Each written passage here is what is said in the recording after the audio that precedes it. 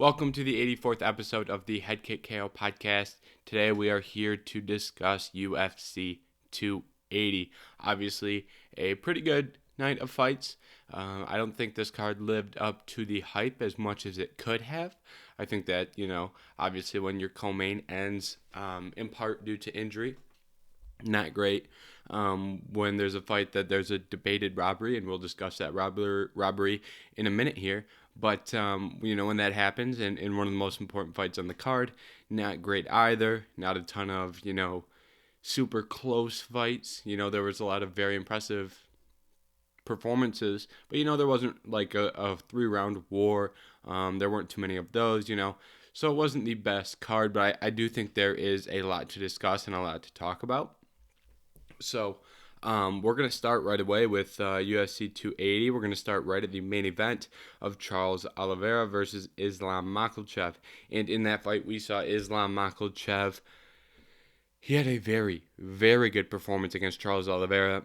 And I think it's safe to say that this kind of puts like any doubt or any question about Islam Makhachev, and it really dismisses it, right? A lot of the questions that were had about Islam Makhachev were, answered. And the biggest question was his strength of schedule. We haven't seen him do, anything dominant against an elite lightweight because he hadn't fought an elite lightweight. And then he went out there and proved that, my dominance does transcend, spots in the rankings, and it does, hold weight against these elite level fighters. And it was a very impressive performance because of that. Now, from the X's and O's, I think Islam Makhachev had a perfect game plan based off the skills he had. Suffocate Charles Oliveira on the ground, don't give him much space. Really way on top of him with top pressure. And then I think when he was able to land that shot that got him the knockdown, I don't know, I know that Charles Oliveira in the past has admitted to, going to his back when he gets slightly hurt.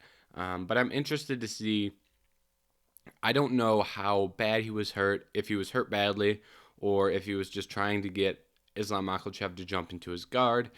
We really can't know that for sure, but regardless, when he was down, Islam Makhachev jumped right into half guard and right into an arm triangle. He was able to get that submission. Very, very good performance, and I can't really be more impressed with what we saw from Islam Makhachev. And I think he showed everybody why people have been hyping him up for years and years and years. Now, I do not think this was Charles Oliveira's best performance. I think he struggled a little bit to get going, and I'm not sure why that was. I don't think he was as aggressive as he has been in the past. I would have liked to see him do a little bit more offensively with his hands.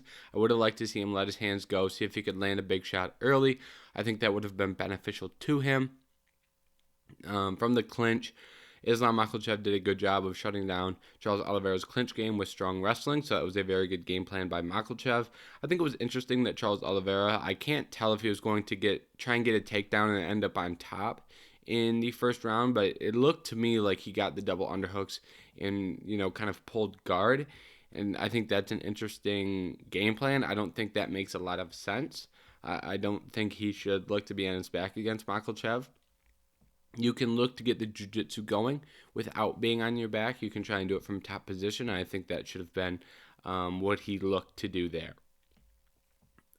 So not the best performance by Charles Oliveira, but I do still think Charles Oliveira is one of the better lightweights in the world. I don't think this, really damages my opinion of him too much. Now, talking about what is next for these guys, we'll start with Islam Makhachev, and I think it's pretty obvious that he's going to fight Alexander Volkanovski next. I don't think there's any discussion.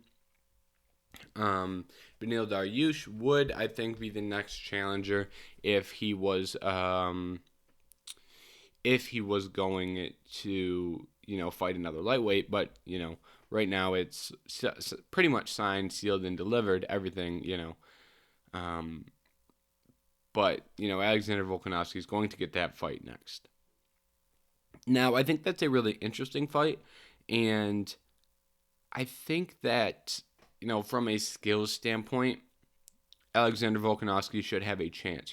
He's so good on the feet. He's going to be miles better on the feet.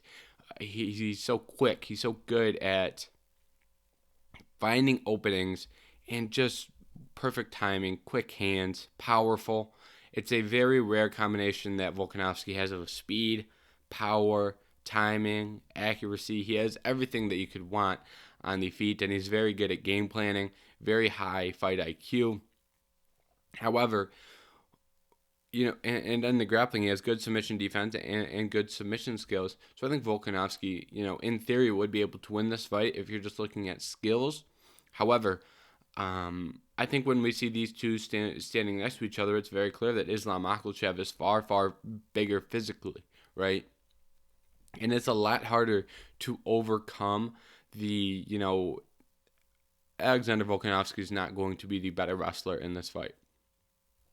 That's just kind of simple, and there really isn't anything to say about that. He is a good defensive wrestler, but he won't be the better wrestler. And it's tough to overcome a grappling disadvantage and a size disadvantage at the same time. Those two things in themselves are hard to counteract, but when they're both working against you at the same time, it's nearly impossible. So I have a really hard time seeing Alexander Volkanovski win this fight. If he does, it only cements that he's the most skilled fighter. Possibly, I don't want to say ever, but, if he's able to beat Islam Makhachev, considering the size disadvantage, considering the strength disadvantage, considering the pure wrestling disadvantage, that would be a tremendous, and becoming a double champion, which we haven't even discussed yet, that would be tremendous for Alexander Volkanovski. But like I said, I have a really hard time seeing that happen just because of some of those physicality and some of those factors. And outside of that, guys like Dariush, I think Dariush has a hard time beating Makhachev, right? He is a good striker, but he's not, tremendous. He's very, very good. And yeah, Dariush has good grappling, good scrambles, good, really strong takedown defense. But I don't think it's, at the level of Islam Makhachev. I think Islam Makhachev would easily beat him on the ground. So I think that's even a tough matchup for Dariush, who I think is an interesting stylistical clash. I don't think he's good enough in the areas to compete with Makhachev. And then from there, you're looking at guys like Poirier, Gaethje, Chandler, Fiziev, Gamrot. I have a hard time seeing any of those guys beat Makhachev too. Guys like Poirier and Gaethje, I don't think are going to be able to withstand the wrestling. Chandler's a little bit better of a wrestler, but I still do not think he would be able to out-wrestle Islam Makhachev. So I really have a hard time saying that Islam Makhachev does not, become one of the best lightweights of all time, and it really doesn't take much.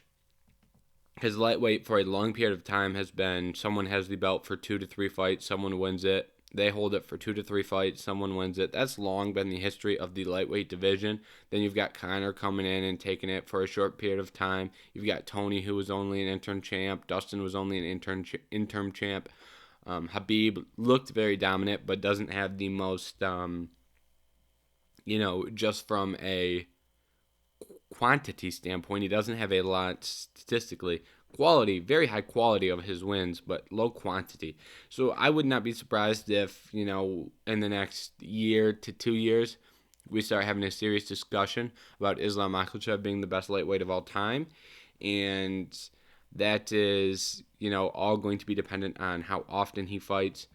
Because right now, he's got, he hasn't fought any of these guys. That is the benefit to rising through the ranks without fighting any of the elite guys. You now can fight all of them for the first time as a title defense. When you look at someone like, I don't think there's any good examples of this right now even. But a good example actually would be like Ciryl Gane, for example. If Ciryl Gane became, that's not even that good of an example. But I think at times you can become a champion. And if you have to go and beat all of Moreno's a good example actually. Moreno wasn't really the most dominant and, didn't skip a lot of guys. So he's already fought a lot of the top fighters in that division, and they weren't even title fights. So I think Moreno's a good example of a fighter that is a champion and has fought a lot of guys in non-title defenses, and that doesn't really add to your resume as a champion that much. Someone like Islam Makhachev has not fought anyone inside the top 13 or he's fought Arman, so he's fought one guy in the top 10, two if you count Charles. So, and that was a title fight. So really, what I'm saying here is he's got a fresh slate to go and beat a lot of guys in title fights. It's just a matter of how much he wants to be active. Now for Oliveira, I think the match here is Oliveira versus Dariush. I don't think that Dariush should sit on the sidelines while Makhachev is going and pursuing that while Makhachev goes and fights Volkanovski. So I don't think that he should necessarily sit on the side. It wouldn't be that long. It's already October. It's almost November. That fight said it's supposed to happen in February. So I guess it wouldn't be that long for Beneil Dariush to sit out. But once again, what does Makhachev do afterwards? Does he, fight again? If he wins in February, does he fight in September? That would be almost a year of a layoff for Dariush. But it's like, if he wins in February, does he want to fight in June? So I think a lot of that would depend on, for Dariush at least, Makhachev's schedule.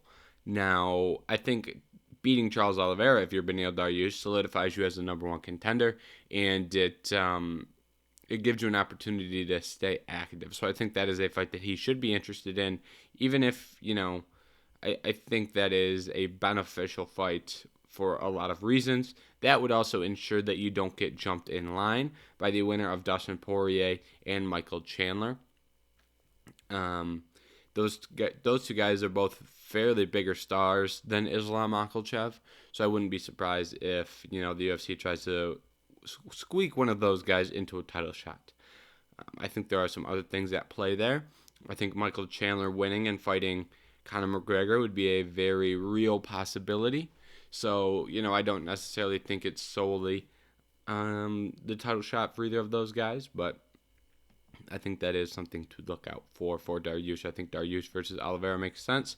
And if Oliveira doesn't fight Dariush, I wouldn't hate them doing Conor versus Oliveira. I mean, Oliveira was calling for that fight for a long time. He's no longer the champ. I don't necessarily hate that. I think that's an interesting fight. I think Oliveira is a big star in the company. I think, I don't think it'd be the best matchup for Conor, but I think that would be a good way of proving that you're still an elite level fighter and still worthy of earning a title shot, as if you can go out there and beat someone like Charles Oliveira. From there, Oliveira's kind of in a tough position where I don't really think it makes sense for him to fight Poirier, Gaethje, or Chandler again. So I think he does have to fight someone a little bit outside of those three, which probably isn't the best. Now moving on to Aljamain Sterling versus TJ Dillashaw. TJ Dillashaw's shoulder got hurt, was hurt heading in, and he re-aggravated it by separating it like 15 seconds into this fight. This fight wasn't competitive. Aljamain Sterling did everything he needed to, but, this is tough for Aljamain because Aljamain is now he beat Petr Yan once by an illegal knee, and people hated him for that. Then he beat Petr Yan in a close decision that I think he won. Most people think he won. Not most people. I think he won. I think a lot of the media scores gave it to Sterling. I think some people who, don't think Sterling wins, that don't think Sterling won, I think a lot of those people scored it a tie, right? And then this opportunity against TJ Dillashaw was an opportunity where if you can go out there and beat TJ Dillashaw, you really shut up everybody who kind of doubted him as a champion. However, that is not at all what happened. What happened was he goes out there and he, doesn't even have that opportunity because no matter what he does, people are going to criticize him for beating a one-armed TJ Dillashaw, which is not at all his fault. And he still went out there and got himself KO TKO victory. Great performance, and he did everything he needed to do, but he won't get the respect of the performance that he put on. Now, for TJ, I think it's really interesting because some people are saying he should have pulled out of that fight, and I understand that. But it's so tough to get another title shot in the UFC. And I get where he's coming from, because if TJ sits out for another period of time, because he wasn't ready to go right away after the Sandhagen fight, because he had a cut eye and he had a torn ACL. And now if he's got to pull out again, or excuse me, not even pull it, but if he has to pull out on top of, already pushing the fight back because he was injured, if he then has to pull out on top of that because his shoulder's very badly messed up and has to set out another year, he would have lost that title shot. And if he goes through the whole recovery process and that takes a year, that bantamweight division wouldn't have stayed stagnant. If they still do O'Malley versus Petr Yan, then, for example, if Sean O'Malley wins, Sean O'Malley would have jumped TJ. Even in the next year at bantamweight, there's going to be a lot of movement. What's to say that Marlon Vera or Merab Dvalishvili don't jump TJ Dillashaw in line for a title shot while he's sitting out? What's to say that Sandhagen doesn't beat Marlon Vera and work his way back up towards the top and gets a title shot? What happens if Song Yadong goes out there and gets an impressive victory and strings 2 victories together, one of them being over a top 5 bantamweight? Why do you necessarily want to see TJ Dillashaw fight for the title when you've got these other guys who haven't fought for the title who have looked very good? That's the conversation that would have been had.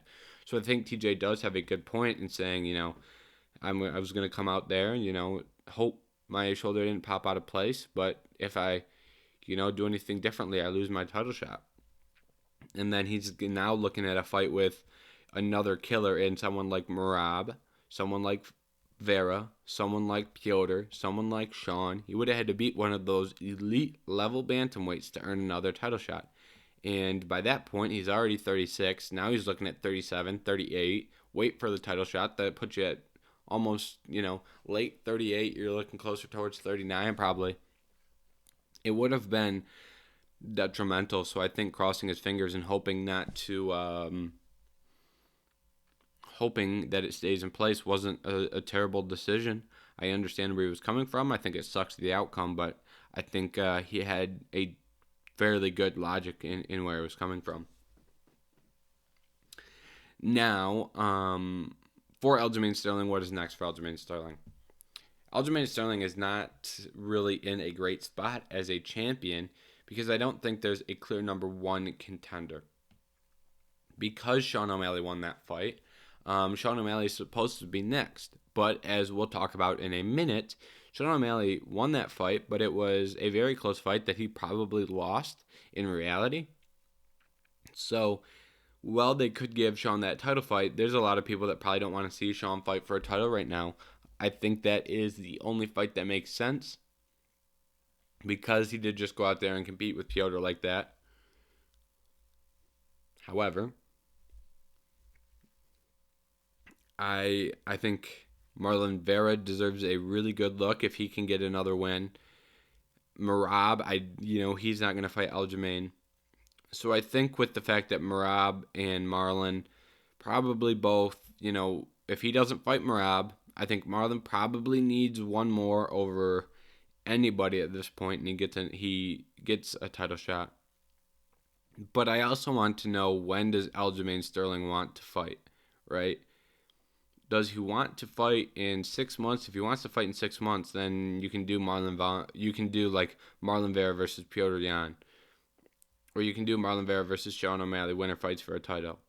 You can do some things and play around with some things and make something work. If he wants to fight in, a quick turnaround, that probably wouldn't be as realistic. I also think that Henry Cejudo makes a level of sense. If Henry Cejudo wants to come back, I think now would be a good time. Have O'Malley beat, they could do that. If they could have Aljamain Sterling fight Henry Cejudo, then you can have Sean fight Marlon Vera, winner fights the winner of Aljamain and Cejudo. So there's levels and there's a lot of things you can do. I don't know. That's just kind of me spitballing off the top of my head.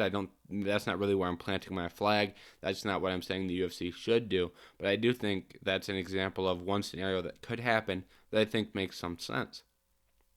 Now, I also think Aljamain Sterling moving up to 145 is a very real possibility.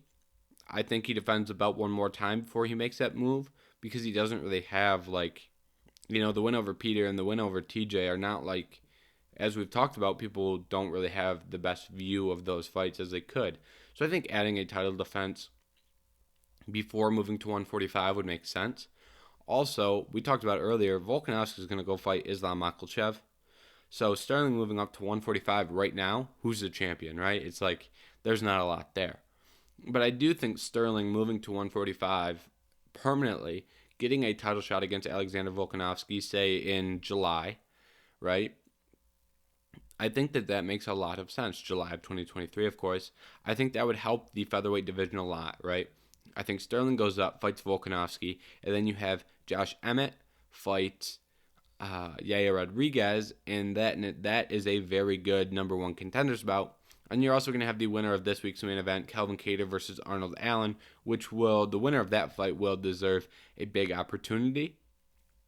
So I think that right now would be the best time for Aljamain Sterling to go ahead and fight at 145 once Volkanovski comes back down after fighting Makhachev. So I think that makes sense.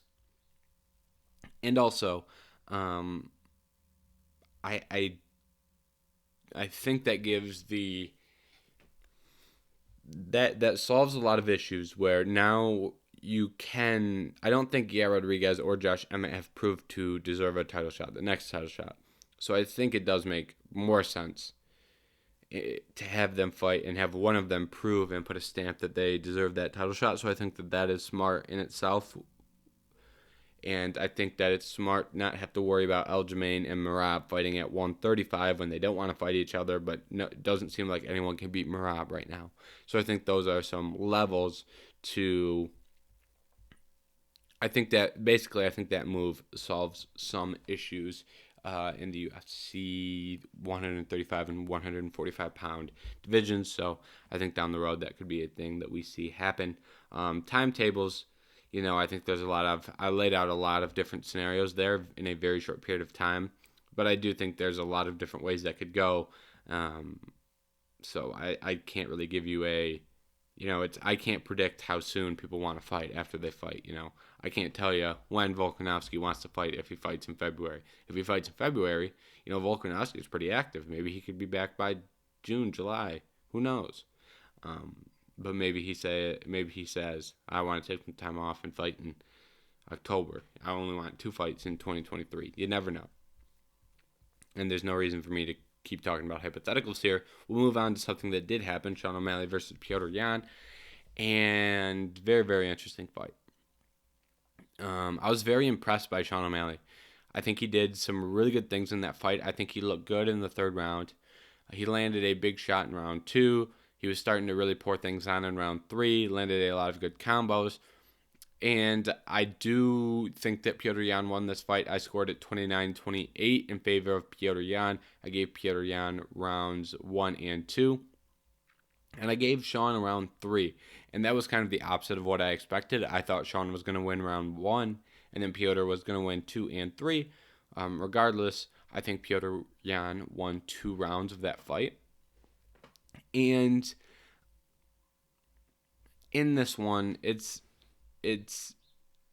tough because on one hand, O'Malley won, but O'Malley also did show a lot of things that we like to see. Right?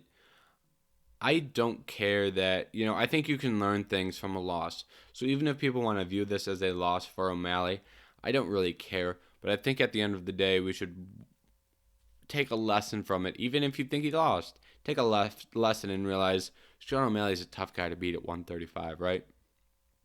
Go through the 135-pound rankings.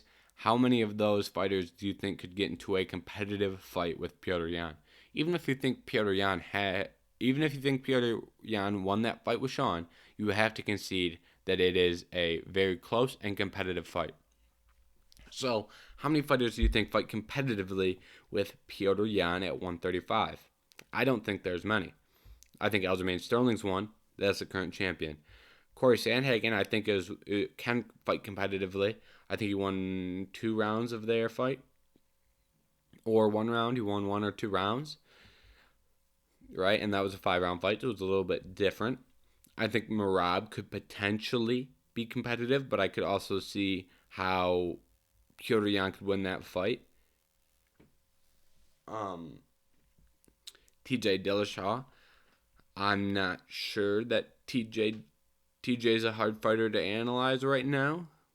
I think Corey Sandhagen beat him, and if Petr beats Corey Sandhagen, I know MMA math doesn't work like that, but from a stylistic standpoint, TJ beat Corey because he was able to incorporate some wrestling and some clinch work. I don't think he'd be able to do that against Petr. I think Petr beats TJ pretty easily.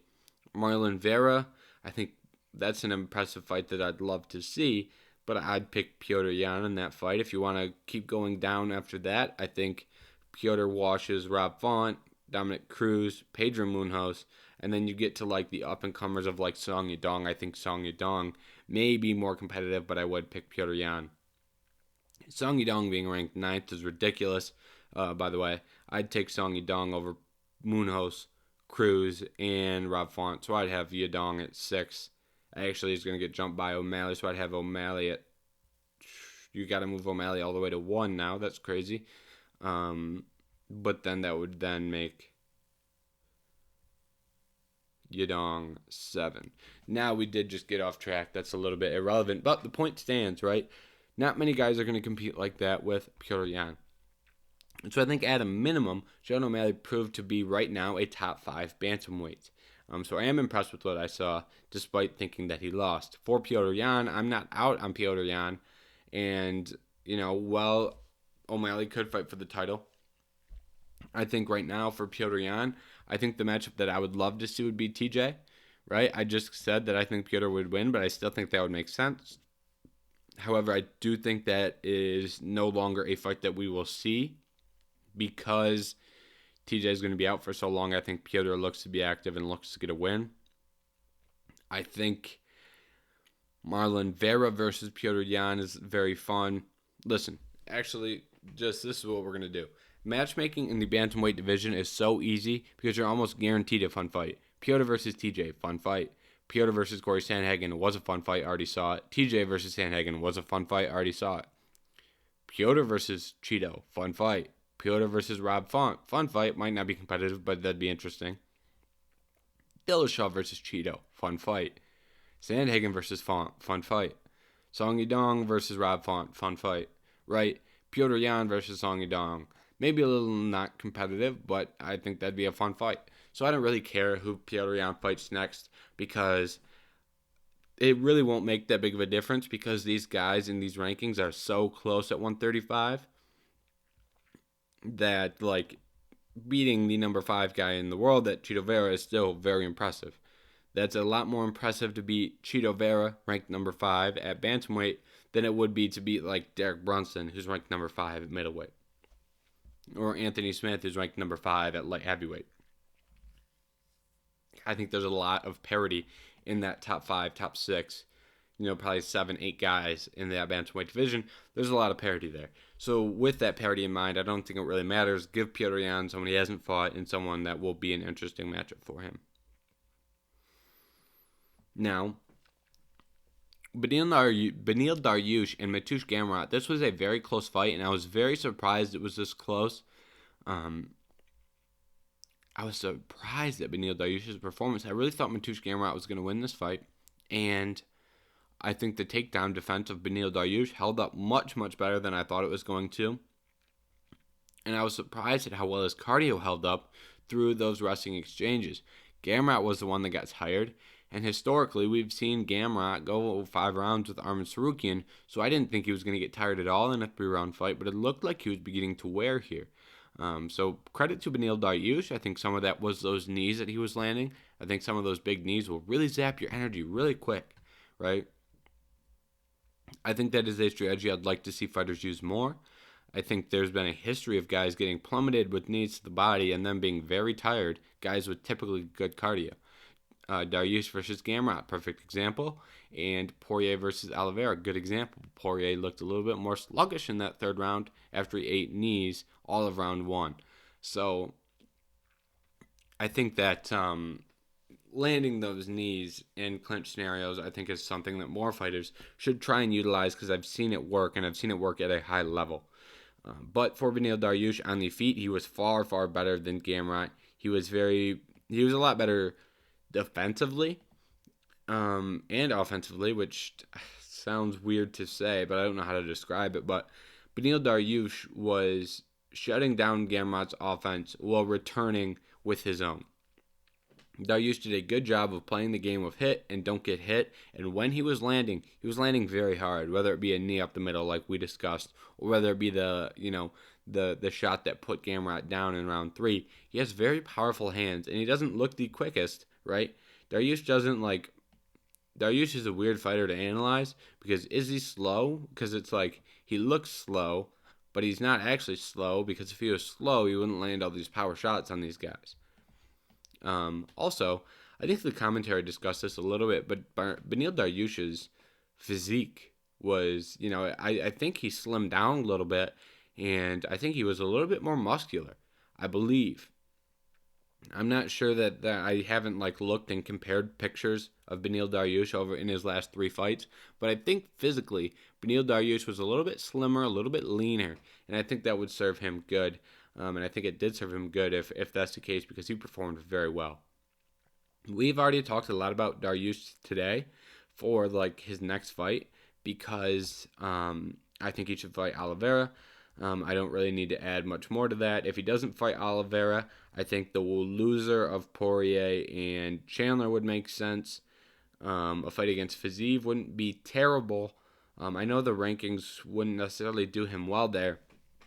But once again, I say this the one thing that I really liked about Dariush taking this fight with Gamrot was going to eventually jump him in those rankings because Gamrot was he was gonna get some fights. He was gonna get viewed he was already being viewed as an elite lightweight. One win over a top 5 or top 6 or top 7 guy would really skyrocket him in those rankings. So Beneil Dariush raises his hand and says, whoa, I'll fight him. And then he goes out there and beats him and prevents himself getting jumped in the rankings. I know that fighters don't like to fight down, but in this scenario, fighting down against a guy like Gamrot, in a year or in a year and a half, that win is going to hold a lot of weight in that division. That could be a very important win. That will be a win that ages well. So credit Dariush for doing that strategy, and he could do it again against Fiziev if he really wanted to, and make sure that Fiziev does not jump him. Because Fiziev, I'm willing to bet the UFC is trying to book Fiziev versus Gaethje. I bet that's a fight the UFC wants, and that's a fight Fiziev can win. And if Fiziev beats Gaethje, guess what? Fiziev's jumping Dariush in those rankings and in line for a title shot. As much as that sucks, right? And that wouldn't be fair to Beneil Dariush. That is an unfortunate reality and a very real possibility. For Dariush, you don't want to get jumped in line by a guy like Fiziev because Dariush and Fiziev, stylistically, that's a fairly, Dariush would have a lot of advantages in that fight. Dariush could go out there and take down Fiziev more than likely and work some grappling with Fiziev. Fiziev showed good takedown defense, but, if I'm Dariush, I'd like my chances in that fight compared to some of these other matchups. Just from a stylistic standpoint, that clash can give you some advantages. So I think that might be an interesting fight for Dariush as well. So the ones that we've got layered are, it probably won't be a title shot, but it could be depending on how much and how quickly Islam Makhachev defends that belt and how active he is. From there, if it's not the title shot, I think it should be Oliveira. And if it's not Oliveira, I think it should be Fiziev or the loser of Poirier and Chandler. Now, Also, don't be surprised if the loser of Poirier and Chandler finds himself fighting Fiziev. I love matchmaking if you can't tell, and I usually fall down rabbit holes of hypotheticals because it's interesting to me, but nonetheless, we'll continue. Mateusz Gamrot. Who do you book Mateusz Gamrot against? I think RDA makes a lot of sense. Unless he's booked. No, yeah, RDA's booked. What am I talking about? RDA's fighting at 170 against Barberena. That would have been a really good fight. But Gamrot probably isn't going to get another opportunity in the top 7 in his next fight. That top 7 is Fiziev, Dariush, and up, right? He just lost to Dariush, so he's going to have to fight someone. He'll probably get bumped to the 8th spot when RDA gets moved out of the lightweight rankings. So he'll be at 8. He won't be fighting Sarukian. They just fought. And I believe Sarukian is booked to fight Damir Ismagulov, who he just fought. So maybe Jalen Turner versus Mateusz Gamrot. I think that's a fight that makes sense, and that's a fight I would like to see. Moving on. Manon Fiorot versus Katlyn Chookagian. Fiorot got herself a really good win here. I think she won that fight, and I was very impressed at her ability to outland Katlyn Chookagian on the feet. I don't think that was an easy task, but she proved to do it. And I think Fiorot's next fight is fairly easy. Manon Fiorot should fight for the title. I know that people love Alexa Grasso, and I really like Alexa Grasso. I was impressed with her performance against Viviane Arjuna. However, Katlyn Chookagian is the number 1 fighter in this weight class outside of Shevchenko. Katlyn Chookagian, good grief. Katlyn Chookagian had only she was on a 4-fight win streak. Last loss was to Jessica Andrade, who's no longer in that division. Before that, her last loss was to Valentina Shevchenko. Fighters in this weight class have had a very tough time beating Katlyn Chookagian. As much as Alexa Grasso impressed against Viviane Arjuna, I just cannot compare a win over Chookagian and a win over Araujo. They're just not in the same hemisphere to me. I understand why people say Manon Fiorot and Alexa Grasso should fight to determine who should be the next title contender. I get that. However, Valentina Shevchenko is running out of title contenders, right? Just do Fiorot versus Shevchenko, and if Shevchenko beats Fiorot, then you can turn around and do Shevchenko versus Grasso. That's the type of pace that Shevchenko's on right now, where if she's staying at 125 and is just defending that belt, you're looking at this division. She's not fighting Chookagian. She should fight Talia Santos again. She's not fighting Lauren Murphy again. She's not fighting Jessica Andrade again, I don't think. Who knows even what Jessica Andrade is doing with her career? Not in a bad sense. Jessica Andrade is still a great fighter, but I can never tell you what weight class she's fighting at. I mean, good grief. And I get that people I just can't remember. I'm sure some people do. I can't. She fought Lemos at strawweight and Calvillo at flyweight. And then she had flyweight title shot. And then before that, she had flyweight fight. And then 2 strawweight fights. So I imagine she's going to stay at strawweight. So I don't know why she's ranked in both divisions. They should get her out of those flyweight rankings. Then you've got Grasso and Fiorot, who we've talked about. Arjuno's never going to earn a title shot, it feels like. Maya's not going to earn a title shot. Andrea Lee's not going to earn a title shot. I think Casey O'Neill will, but she's injured and still has work to do to climb herself up those rankings. Barbara might, Blanchfield might, Cortez might. But they all have so much work to do to get themselves in a position to fight for the title. So, right now, I think they should just line them up. Line up Fiorot and then have Grasso fight after Fiorot. They can both get a title shot with the pace that Shevchenko's on. I mean, that's the benefit of fighting in a weight class with a dominant champion. It's a little bit easier. If your champion is dominant and active, it's easier to get a title shot. Not easier to win it, but you can find yourself in the octagon with them because they're just simply running out of fighters, and I think that's the case with Shevchenko. Now, Belal Muhammad versus Sean Brady. Belal Muhammad, I will give the same respect that I just gave to Beneil Dariush. A, in the fact that I did not think he was going to be able to beat Sean Brady, and B, in the fact that he took out the dude that was eventually going to hop him into rankings if he didn't do anything. When Beneil Dariush found out that he wasn't going to get a title shot, he wasn't going to get a fight with Covington, he wasn't going to get a fight with Chimaev, he wasn't going to get a fight with Burns, he wasn't going to get any of those fights. So instead of sitting around and continuing to call for the fights that he knew he wasn't going to get, he went out there and took out Sean Brady. Now Sean Brady can't jump him in the rankings. Tremendous work. Because Sean Brady could beat some other guys in that top 10 that are not named Belal Muhammad. So Belal ensured that he would not be jumped.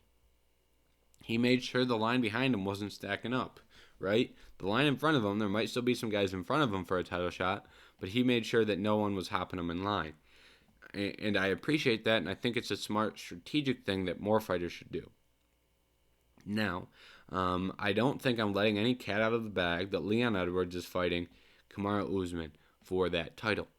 Now, the question is, what's Covington doing, what's Chimaev doing, and what is Burns doing? Right now, it looks like Covington is going to fight Chimaev and Burns is going to fight Masvidal. However, I have such a hard time believing both of those fights get made, right?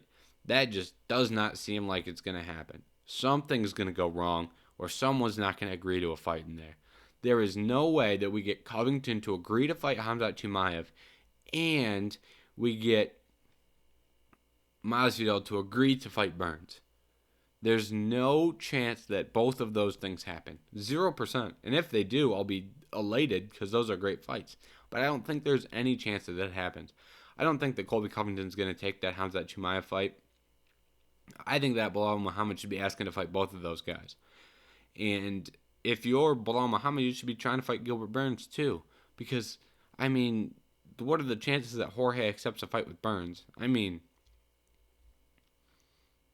if you're Jorge, do you try and see if Leon loses to Usman in the rematch, and then that's when you call out Leon, right? Because then if Edwards or if Usman goes out there and dominantly beats Leon in their trilogy fight, actually, they're not going to give Leon another title shot. It'd be the same thing that's happening to Juliana Pena right now.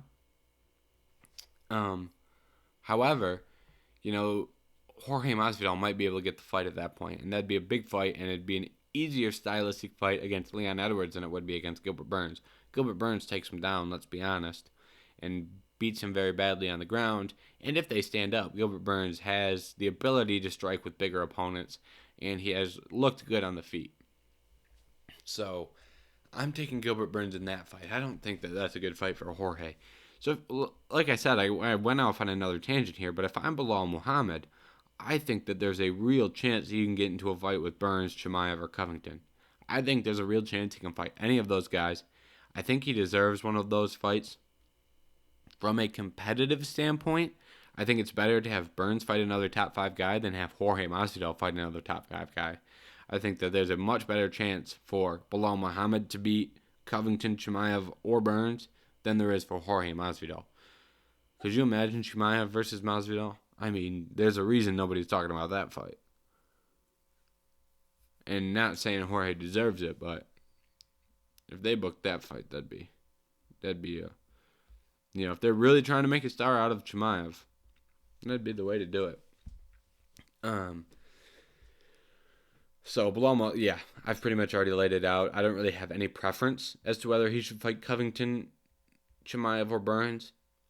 I think the most competitive way you can book those fights is Belal versus Chimaev and Covington versus Burns. I think there's a better chance, sounds weird, but stay with me. I think there's a better chance Belal beats Chimaev because he's physically bigger than Covington. I think Covington has all the skills to beat Chimaev, but I don't think he's physically big enough. I think Chimaev would be able to, use his strength to win some of those some of those grappling exchanges. I think Belal is a little bit stronger than Colby physically and a little bit bigger physically, where he would probably have a better chance in some of those scenarios against Chimaev. And Colby Covington versus Gilbert Burns is an absolute war that I would love to see. So those are my what I'm asking for Bilal in the top of that division. Now, Sean Brady. Sean Brady, who is he going to fight? Because they've got Neal versus Rakhmonov. They've got Wonder Boy versus Holland. He already beat Chiesa. I think Sean Brady's going to have to sit to the side and wait for someone to lose. I think the loser of Rakhmonov and Jeff Neal should fight Sean Brady. I think that makes sense. That's the way I'll go with Sean Brady. Not a bad performance by Brady either. I wish he would have grappled more. I didn't really talk much about his performance or the X's and O's of that fight. Very impressed by Bilal Muhammad's striking. I think he took another step and another leap there. So kind of a brief fight recap that I forgot to give. Kyle Baralho looked good against Mahmoud Muradov. I don't think it was anything tremendous. I think Kyle Baralho is still developing. Long term, I like Kyle Baralho, but I don't think he's necessarily there yet. I think he's so close to being a really, really good fighter, but something just tells me he's just one tick away. I think he gets there. I think he, turns the volume up a little bit and reaches the point he needs to reach, but I just don't think he's there right now. I think one more unranked fight would be a good for him, and then throwing him in there in someone in that 11 to 15 spot would make sense. But getting him, Mahmoud Muradov is, no easy fight. So I do want to give him credit for winning that fight. But I think one more fight against an unranked middleweight would be beneficial for Kyle Baralho before he jumped into the top 15. Nikita Krylov versus Volkan Oezdemir. I thought Volkan Oezdemir was going to get him out of there in the first minute of that fight, but that's not what happened. Nikita Krylov did, a really good job of fighting back and being the, it looked like Krylov wanted to win that fight a little bit more. And I think that's ultimately why he won that fight, because he wanted to win it a little bit more. Sounds corny, but I think there was a little bit more effort on his side and a little bit more willingness to go into the fire and win that.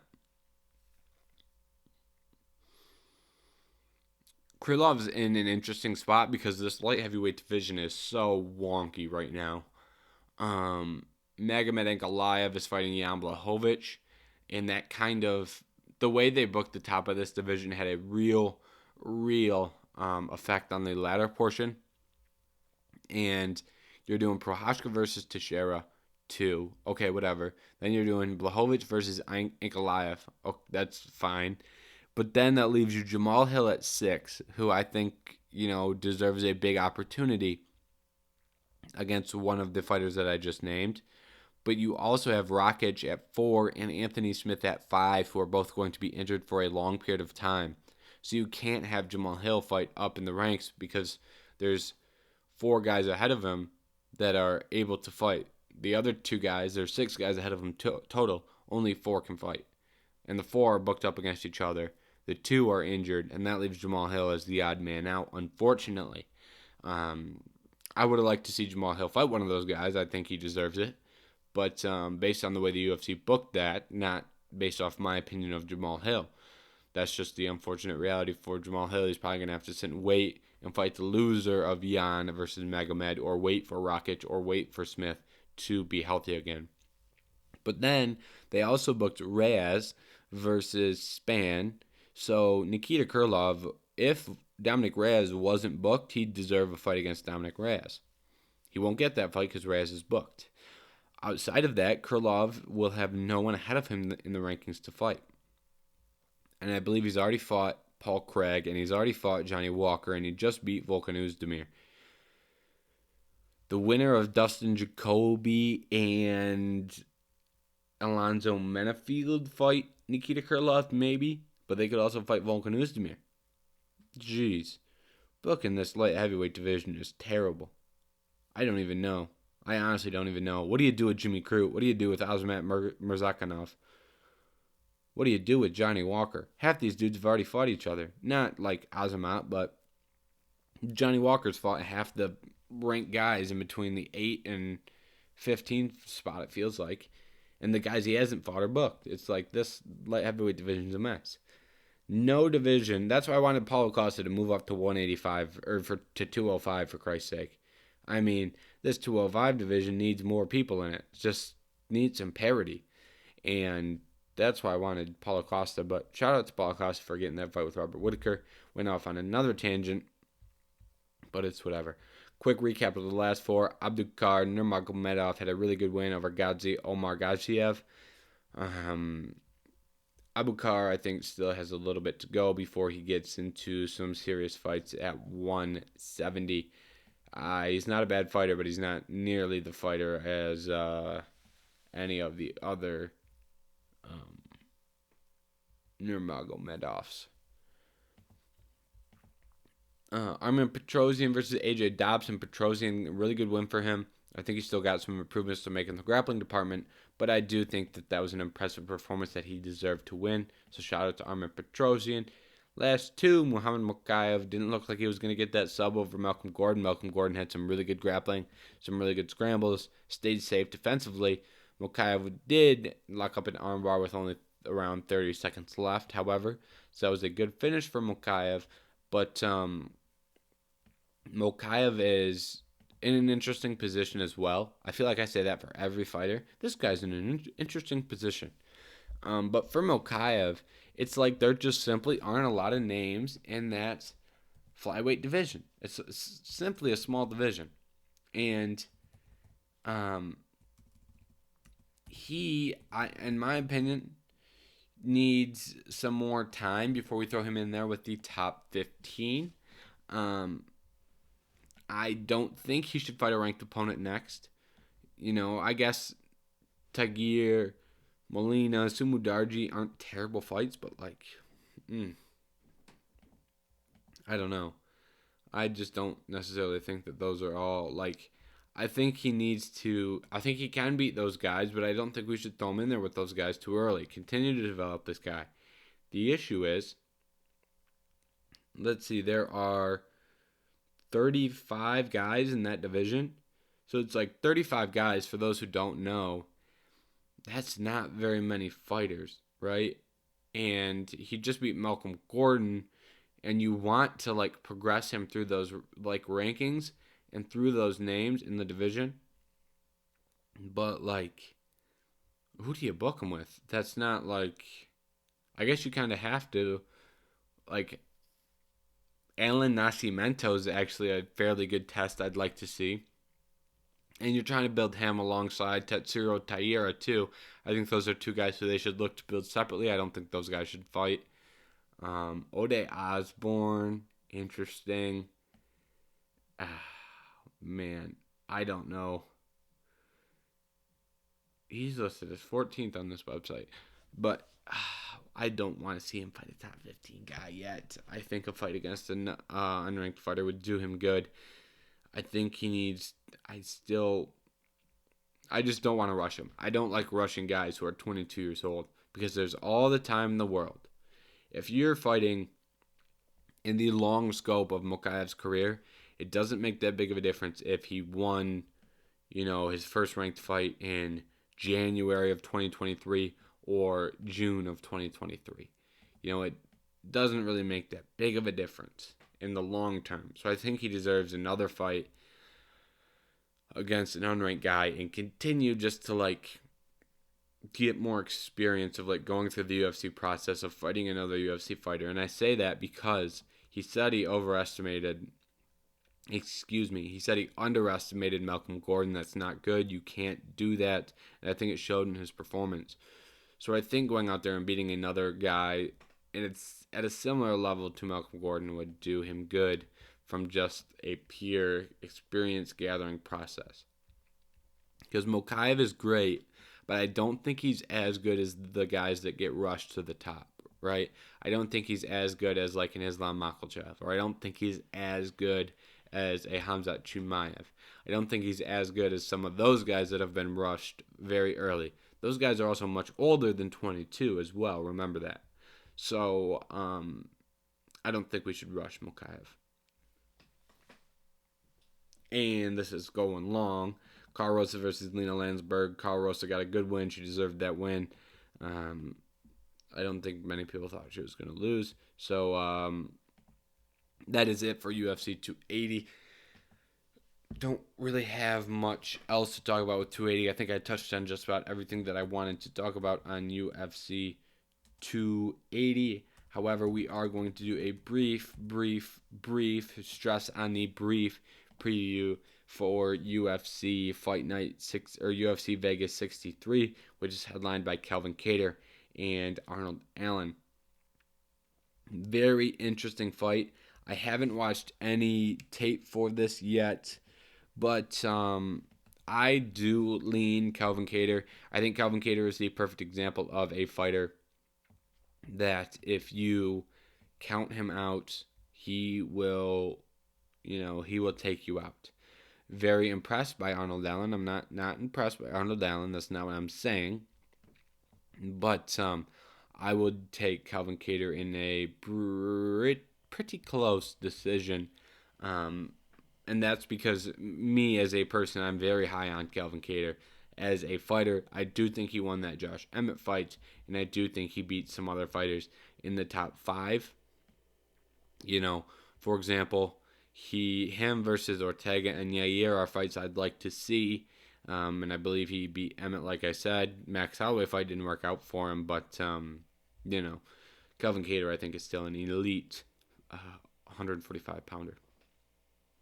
Tim Means versus Max Griffin. Good co-main. I think that'll be a scrap. I lean Griffin. Dustin Jacoby versus Khalil Roundtree.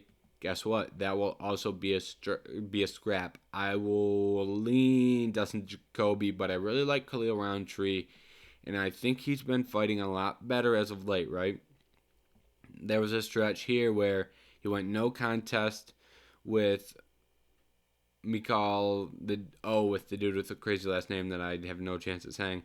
And then win over Gohan Saki, lost to Johnny Walker. Win over Eric Anders, lost to Kutelaba, lost to Marcin Prachnau. But his wins against Bukakis and Robertson were both very incredible. So I do think Khalil Rountree's on the rise, and I may pick him. That's definitely a fight that I'll watch a decent amount of tape on. Waldo Cortez Acosta making his UFC debut off the Contender Series. I was impressed with his hands on the Contender Series. He had good hands, put them to use. Former pitcher for the Cincinnati Reds. I like this guy.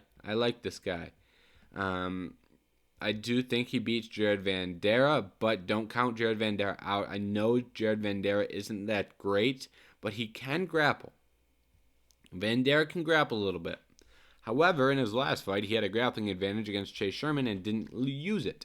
So I'll pick Waldo Cortez Acosta to win that fight. Tresean Gore versus Josh Fremud. Gore has been a disappointment in the UFC. I think a lot of people had really high expectations for him. That's just not what we've gotten from him. For Fremud, he's coming off a loss to Anthony Hernandez. Anthony Hernandez his stock has only rose since that fight. Jeez. Gregory Rodriguez being his last loss, and that was on the regional scene. So he's got one UFC loss to Anthony Hernandez, and he's got a loss on the regional scene to RoboCop. So I'm not going to hold those losses against him too much. Tresean Gore's losses, Brian Battle looks really good. Cody Brundage, not a terrible loss either. So I am interested to see if he can turn things around here. That's a fight I will be watching, and I will be leaning Josh Fremud. And I have a terrible time saying his last name. Andrei Arlovski versus Marcos Rodrero de Lima. Very, very interesting fight here. I could say this every time for an Arlovski fight, and I think I've pulled up the resume and gone through everyone that he's fought, but he only loses to really, really good fighters. That's why he's won 6 of his last 7 fights. Andrei Arlovski has won. Can you believe that? That's ridiculous. Last 3 losses to Aspinall, Rosenstrike, Sakai. Then he's got losses to Shamil, Tai Tuivasa. Lost 5 in a row, but those came against Stipe, Overeem, Barnett, Ngannou, and Tybura. Jeez, he's got the most people love to talk about like resumes and who fighters have fought, and people always bring up guys in lighter weight classes like Barbosa and Swanson, and those guys deserve that because they have very tough resumes. Cerrone too. But my God, I think there's a legit case that Andrei Arlovski has had the toughest strength of schedule in the history of the UFC. I mean, he started his career in M1 and was in the UFC by his fifth professional fight. His second and third professional fights were against Rico Rodriguez and Pedro Rizzo. I mean, geez, fifth 5 fights in his career is fighting Rizzo. Or six and seven were Rico and Rizzo. Tim Sylvia, Verdum, Rothwell, Roy Nelson, Fedor, Antonio Silva, Tim Sylvia again, Anthony Johnson. I mean, jeez, man. Brendan Schaub. Not the best win, but funny to see on the resume. Frank Mir, Travis Brown, and then we're getting back into some of the guys we listed.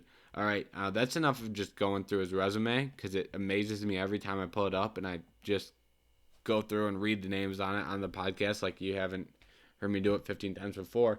The Lima's coming off a loss to Blagnoy Ivanov, but, you know, he had an impressive streak going before that. I think this will be a very close fight. Very, very close fight. I'll pick Andrei Arlovski. I'm not going to pick against Arlovski. Chase Hooper, Steve Garcia. Chase Hooper, I'm still interested to see what we've got here. I think Chase Hooper made massive leaps in his last fight. Massive. I don't want to like overblow this, but like Felipe Colares isn't like the best win in the world, but he went out there and looked a little bit better on the feet and was able to get his grappling going, and you know, I think that's a good performance from him. Steve Garcia, not like the best fighter in the world either. It's a good matchup for Chase. I think it's a fair test at this point. Good fighter, not tremendous. So I'm interested to see how that goes. I hope Chase Hooper can continue to progress because I think it'd be an interesting story if Chase Hooper becomes like a really, really good fighter. I think that'd be interesting to see someone of his age kind of progress in the UFC. I think that'd be interesting. I'm rooting for him. We'll go quick on the last three. Joseph Holmes versus Jung Young Park. That should be a fairly competitive fight. I like that. I'd lean Jung Young Park. Delite versus Phil Hawes. That's another really good fight. Ooh, I have a hard time picking against either of these guys. Phil Hawes is the type of guy that I've picked against and have been wrong. I don't know if I picked against him in his last fight, but I definitely have before. I didn't pick Duran. I don't think I picked Duran win in his last fight. But I was wrong in his fight with Curtis. I picked Curtis against him. I was right in this fight against Dawkins, it looks like. Yeah.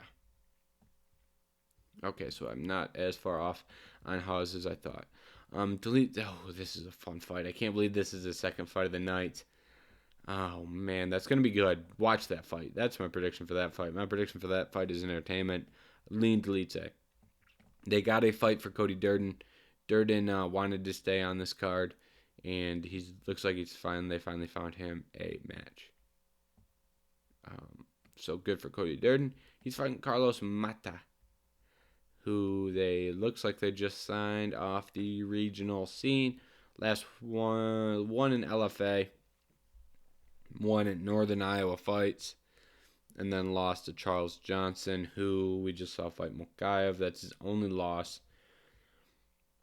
I don't know. I've never seen a Carlos Mata fight. I'm not going to sit here and pretend like I'm well versed in regional MMA. I know a little bit, but not a bunch. I also haven't watched tape for these yet, so those are not official predictions. I'll enter the predictions on Tapology. Like I said in the preview for UFC 280, my Tapology is public, so if you're dying to see my picks, they will be public and they will be out by the time the fights start. But regardless, I have nothing else for today. This episode has been long, so we're just going to end it. Thank you for watching this episode of the Head Kick KO podcast. Goodbye. Oh! He front kicked him in the face! Kevin Lee with the ultimate